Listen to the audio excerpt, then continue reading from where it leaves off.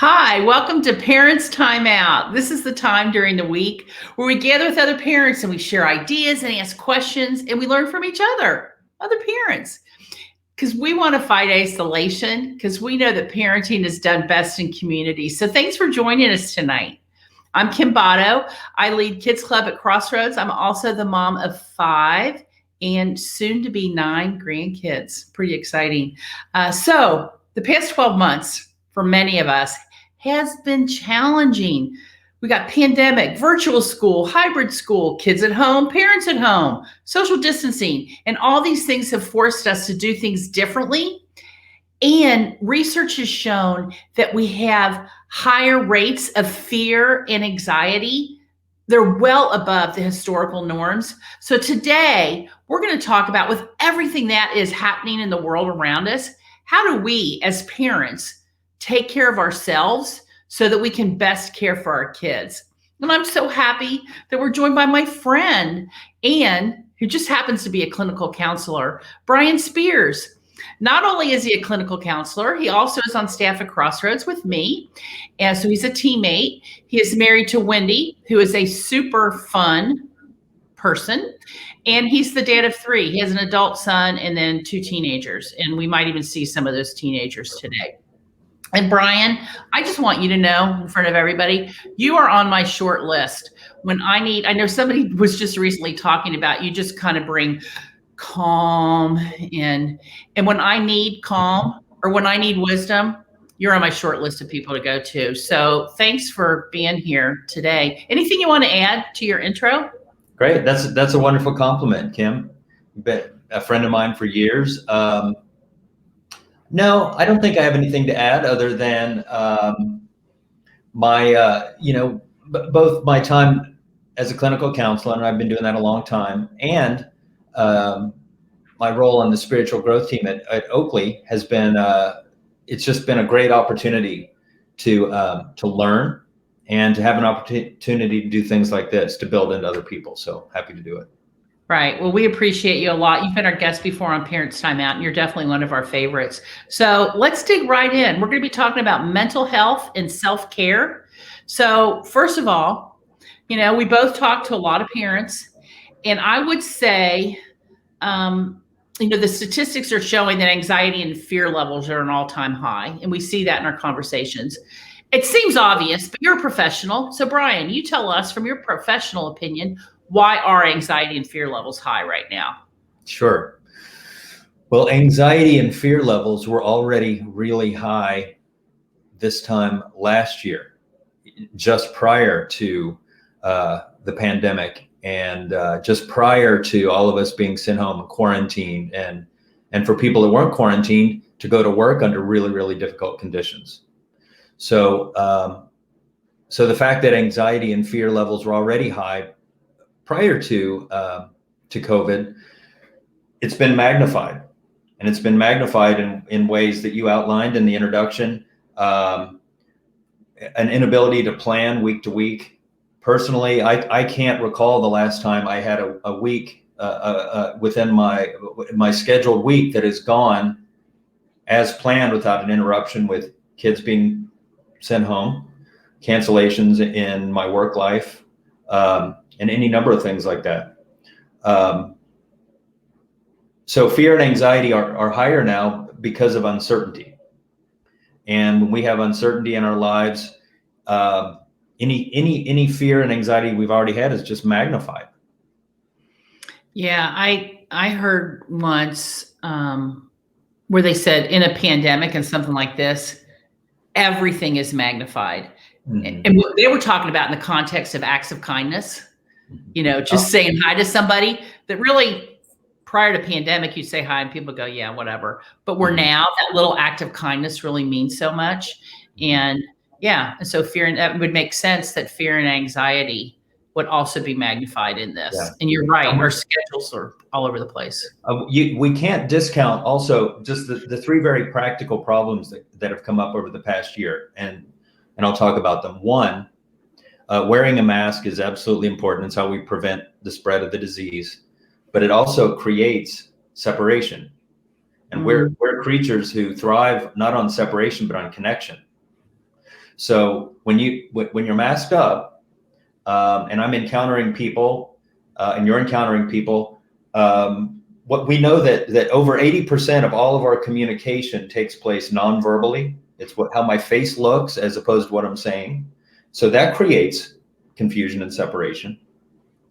The very real truth that we've all faced, that we're carrying around the potential of harm without even being aware of it. So what I mean by that is we've all been asked to stay 6 feet apart. We should be staying 6 feet apart.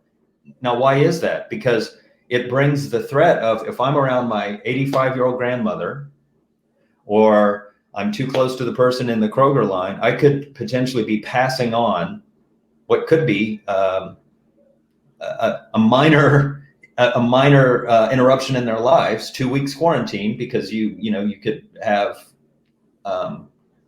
passed that corona, or potentially much more dangerous. Right. So masking, separation, and then lastly, just the fact that we have been dealing with this for so long. A full year of uncertainty. It looks like things are starting to open up a little bit, but those three factors have been a big deal. Yeah. Do you think does wearing masks raise the anxiety in people? For many people, we know that just anecdotally, that's a lot of what people are reporting, that it raises their anxiety. We're also very resilient. I mean, we can get used to just about anything. Right. It doesn't mean we like it, but we can get used to it. Right.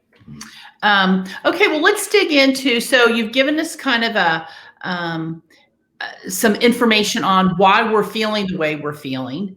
So when I talk to parents, one of the most common descriptors that they use of themselves is that they just feel overwhelmed. Mm-hmm. So we need to take care of ourselves.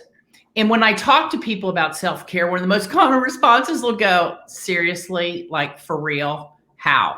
Mm-hmm. So, Brian, how do we practice self-care? And please, there are so many articles I've read on self-care where it says, take a bubble bath, go get your nails done. And what I find is I can go. You don't like bubble baths? I do like bubble baths, but then when I come out of the bathroom, I'm coming back to whatever crisis was there before I went into the bathroom 5 minutes ago. Yeah. So how are some ways that we can practice self-care that maybe would have a more long-lasting effect than a bubble bath or a 30-minute walk? Sure.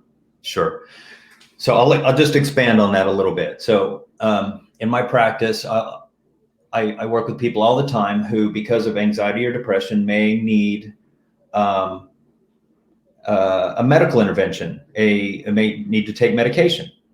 Okay, so when that happens, one of the primary things, so I can't prescribe medication, but I can lend some guidance on it. One of the things that I always assess for, and this is really to answer your question, anytime we talk about self-care, or anytime somebody is dealing with anxiety or depression, before a doctor should be prescribing any medication, or before you do anything else, you examine 3 things. Am I getting enough sleep? How's my diet? Is healthy or unhealthy? And am I getting exercise? Sleep, diet, and exercise. It's not they aren't sexy answers, but it really starts right there. Now, you don't have to buy an expensive gym membership. I fully comprehend the difficulty, if you're raising a family or you're dealing with life circumstances. It's not always easy to get a full 8 hours, but it's got to be a goal. It's got to be a goal. And if those 3 things are in place, and you're able to do that consistently over time, most people will find that anxiety and depression symptoms will begin to subside. If they don't, well, then it's time to take another step. But and it's easy. I'm an offender. It's easy to let those things slide and we think, well, gosh, why am I feeling, short? Why am I feeling, why was I so impatient with my son today? Well, it could have something to do with those three essentials. Yeah, at the beginning of the pandemic, the first couple weeks of working at home, I was not in a good place at all. And I was looking for some easy, we live in this, we just want an easy, quick. We just tell me this one simple thing I can do once a day for 5 minutes. But I decided that I was going to move more. I mean, because I have an hour back because I'm not commuting anymore. So I started walking. I started watching what I was eating more and the sleep thing. And then I added community because as an extrovert, yeah, and what we started doing on our street, we just met outside at 7:00 every night, 6 feet apart. And my emotions and, oh my gosh, I was like a different person. And the people who live with me in my house were going, whatever you've changed, please continue because you're much more pleasant to live with. So yeah, it's not sexy at all, but that's good. Okay. So sleep, food, and move. Exercise. Okay. Move. Yeah. Get enough sleep. Make it a goal. And I'm glad you mentioned, connecting with other people. We had a similar experience. The first 3 or 4 weeks of quarantine, we were washing our groceries. It's super weird. Yeah. Staying inside. Who can I be around? But we have to have for our own mental health. Let's just go out and connect with neighbors. And then similarly, we started connecting in the evening, and it really made a difference. Right. And there are ways to do it. So any other words of wisdom on self-care? Like how do we know when we're at a place where we need to change things? Yeah. Well, we usually hear it first from our loved ones, right? We're able to ascertain from, how our family, how my daughter, how my son, how my wife respond to me, and also if I find if I'm reacting quickly instead of responding, then I'm probably not taking care of myself. I can't give away what I don't have. If I don't have peace, if I don't have a sense that I'm feeling in general okay, it's really hard to help others feel okay. So I would start there. Do we ask them? Sure. You can always check in. Check in with safe people. Yep. Not everybody is always going to give us the answer we want to hear, but I think checking in with our loved ones is a great strategy. Yeah, we're not crowdsourcing. Yeah. We are just going to our trusted people. What about somebody who says, I don't have anybody that I would trust to ask that question of? Oh, well, that takes an aggressive move. That takes, you have to find your people. We can be your people here at Crossroads. Be happy to do it. In fact, we have some opportunities through Community Care where you can go to www.crossroads.net/talk and get a live Zoom appointment now where you're talking with somebody directly face to face across the screen for now until we're able to do it otherwise. And we also have a lot of other resources we can connect through Community Care. We have many groups beginning in April that are some healing groups. So if you've gone through a very difficult thing, like if your marriage needs some upkeep, if you have lost someone due to death in the past year or 2 or 3, we have a grief support group that is going to be meeting, and we also have a divorce and beyond group. If you've gone through a divorce, we have some support there, and then countless other groups at Crossroads that you're able to plug in with for things like if you have a similar hobby, you may get together with those people and talk about that and how you can incorporate God into that, to some very deep dives into spiritual transformation. So yeah, there's a wide I've just taken away all excuses for not connecting. That's right. And that is a great easy first step. Just go to, we didn't plan to talk about this, but yeah, I thought there are people that simply don't have those safe people. And I think talking to some, it's still brave to take that first step to go to crossroads.net and say, I need help. But then somebody can help you come up with your next step, because we need, at some point, a face across Zoom that has no history with you. We're going to need to move beyond that. One thing I did, I have a friend who lives at the top of my street that I've known her since we started having babies 30 some years ago, but we sort of lost touch because I was working full time. She was going to school full time. In the middle of the pandemic, we passed each other on the street one day and we're both like, oh, and we started walking together every day. And I'm telling you, that is the best therapy. That has been the best therapy for me. So yeah, thank you for bringing that up, Brian. Yeah, crossroads.net. There are groups for dudes who like to drink beer, moms of little kids, moms who like to make masks, bicycle riding. You name it. That's right. Okay, so we talked about what do we do, but what are the signs? So you said talk to people in your community. Are there other things that would indicate to us that we need to take a step to take better care of ourselves? Yeah, so I think what you're at, signs where you've kind of come to the end of yourself, where you need additional support. Right. And signs like that are feeling like really like you want to disconnect. And disconnecting sometimes is healthy, but avoiding people, when you reach a point where you feel like you're struggling to kind of get out of bed in the morning,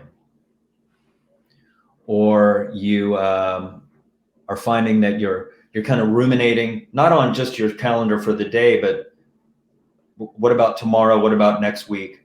What about next month? So when anxiety comes knocking, anxiety is a one-trick pony. When anxiety comes knocking, anxiety says, oh no, what if? Oh no, what if I don't get the job? Oh no, what if we're still in quarantine in 2 months?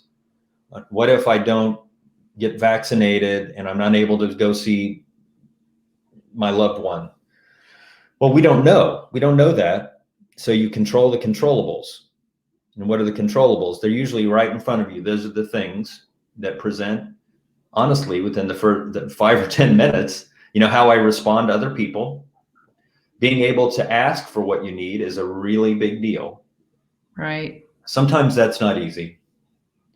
Sometimes it's not easy because we're so overwhelmed we don't know what to ask for. Sure. That it can, yeah. We have to also understand this is just a really difficult time. And there are times when we have to hold on. And there are all kinds of biblical analogies of this, of passing through the valley of the shadow and other things where we just have to hold on and get through difficult times, knowing and believing that better times are ahead. Yeah, I heard years ago how instead of focusing, and I think this is what you're saying, but she was saying instead of focusing on what if, focus on what is. Yes, absolutely. Those are the things that we have control over, because even when our life feels chaotic, there are things we have control over. Like we have control over what food we put into our mouth.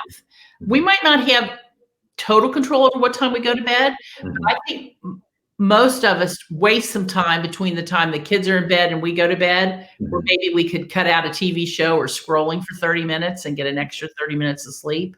So yeah, we do have a tendency to focus on what if. I actually heard that American women are the worst at that. Focusing on what if, something, I had a kid who was struggling in AP calculus, and I got so worked up. I was convinced that he was going to be living in a van down by the river, that he wasn't going to graduate from high school, that he wasn't going to get in, and that was silly. I should have focused on what is. Okay, so we've talked about ourselves. What about our kids? Because our kids are really struggling with anxiety and fear also. It's not just the adults. So how do we help our kids practice self-care? Yeah. Well, we have to connect with them. We have to know how they're feeling. And, every family culture is different, and not all family cultures, are, where the language of feeling is always, it may be foreign, how are you feeling today? How was school? How did it feel when you had lunch with your friend? Not everybody talks that way, Right. but it is important to develop, a relationship with your kiddos where they feel comfortable talking about the hard stuff, where they are able to, as best they can, and they're not always going to be great at doing it. So there has to be a lot of grace given to be a comfortable place for them to land. And so it starts with being open and connection, and as best we can to connect through all kinds of ways. I have a 13-year-old son who loves to play video games and listen to music, and I try to be aware of what he's playing and what he's listening to, and I'll ask, and sometimes I take notes. I'll write it down so I remember to check in with him on his favorite artist, or maybe who he's connecting with online. Wow, you take notes on your kid. That's a great idea. I do take notes. Not every day, not all the time, but it's usually when I'm starting to feel disconnected. I'm like, okay, I need to get refocused here. That's because I have a team of people who I lead. I take notes on them all the time. Making a note that, they're going through this hard time, make sure and follow up in a week, or, if a parent is ill or something like that. So if we do that with the people we work with, why wouldn't we do it with our kids? Yeah. That's a it's helped a lot. Yeah. You talking about asking about feelings. I know sometimes kids just don't have the language for it. And I have found, those feeling posters, they're all over the internet, and you can just, when my kids were little, I would sometimes just have those there so that when we ran out of words, you could look at that, and a lot of them have faces. Yeah. And they might not even be able to identify the word, but they can go, oh, I feel kind of like that face looks. Yeah. So feeling posters are a great, and now we even have emojis on our phone, for texting our teenagers. That's a great way to connect with them. Well, so what you're saying is so important about developing a language of emotion in your home. It's a really big deal, and it will serve our kids. It'll make their marriages better. It'll make their relationships with their friends better if they're able to talk about how they're feeling. That sounds like, well, people just do that. No, they don't. It's a skill. It's like learning to shoot free throws or shoot a bow and arrow. You have to practice. Yeah, and some people have grown up in families where they're actually discouraged from sharing their feelings. So, you may be married to somebody who didn't get all that practice as a kid. And when I talk to people who are frustrated, they're like, my spouse won't tell me how they're feeling. Well, and then as we talk more, and then you realize, they don't know how to, or they have been told, they have the belief system that you're not supposed to burden anybody else with your feelings. You're supposed to keep everything stuffed all down, so it can rot in there. Yeah. But yeah, that's good. We found the high-low game, at the end of the day at dinner, just ask what's the best part of your day and the worst part of your day. Or we had Beth Guggenberger, who's a friend. She says happy crappy. They do the happy crappy. Depending on what your tolerance is for the word crap, high, low, or happy crappy. It rhymes. It's good. That's right. What else as far as our kids and just helping them navigate? Sure. Well, I'll just talk a little bit about how we've navigated the past year. Kids would be, home at unexpected times because of COVID quarantine. Their school would be closed down. But then at times when their school was open and the expectation was for them to be there, it's been difficult. It's been difficult for my kids. It's been difficult for most kids in the past year. And I've tried to be as graceful as I can about giving them a break. So we've had, over the past year, mental health days. And what I mean by that is there have been times when Finn or Nora have just, because of that, are we going to school today? Or are we not? Missing assignments because, well, was that online or was it in, in person, where their anxiety level has peaked and said, you know what, you can take a day. You can take a day and get caught up. So that's not for everybody, and that's, that depends on how families approach the discipline of education differently. It's worked for us, and I thought, and the reason it's worked is I try to just land on a baseline of I want to be grace giving, and also trust when my kids say I need a break. Right. That I acknowledge that and I don't push past it. Now I have pushed past it before. It usually doesn't go well for them or for me because I feel bad about it. Mm-hmm. And it's okay. It's going to be okay. One of the things that I think is important to coach on is, Kim, to your example is, oh my gosh, my kid in his AP calculus class, it's a disaster. I've had many reactions like that. That if I put the brakes on and realize, this is a small, yes, very small episode in a very long story. I think if we just hold on and are grace giving through this, it's probably going to work out okay. Keep our eye on the long-term goal Mm-hmm. as opposed to the short-term. And I think you talking about mental health days for your kids, that's you keeping an eye on the long-term goal. Yeah. Rather than the short-term goal of my kid needs to be in school today. Mm-hmm. You're going, I want my kid to be able to cope, be able to manage their emotions themselves. You're teaching them through that to take a break. Mm-hmm. And you said yourself, you don't let them do it every time they ask. If they start asking every other day, well, that's just not going to work. Yeah. Yeah. But I want them to be functionally healthy, emotionally, physically, and spiritually, so that, it's been a weird year. So we've had to try different things. Right. Yeah. Well, Brian, I always love having you on. This is fun. You've got, I love it. I love it. More people getting to experience you. But as we close up, is there anything that you would like to say to the parents who are watching? Any final thoughts? Sure. I would just encourage you to be gentle with yourselves. Yeah. And to give yourself some grace that it's hard to be a parent even in the best of circumstances. And this has been a year of really unexpected circumstances that no one could have predicted. And we've been in reactive mode. We're playing defense. And we're going to get through it. But I would just want to end with, be gentle with yourselves and the people that you love and that love you. Right. And that's what our Heavenly Father does. I mean, God is patient with us. He guides us back gently, sometimes not gently, sometimes it's a swift kick in the rear, but he guides us back to the path.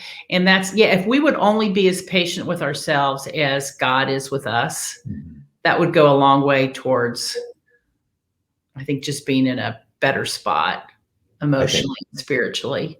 So parents, thank you for tuning in with my friend Brian. And I agree with him. Give yourself some grace tonight. And so bless you. Have a good night. Thanks, Brian. Thank you.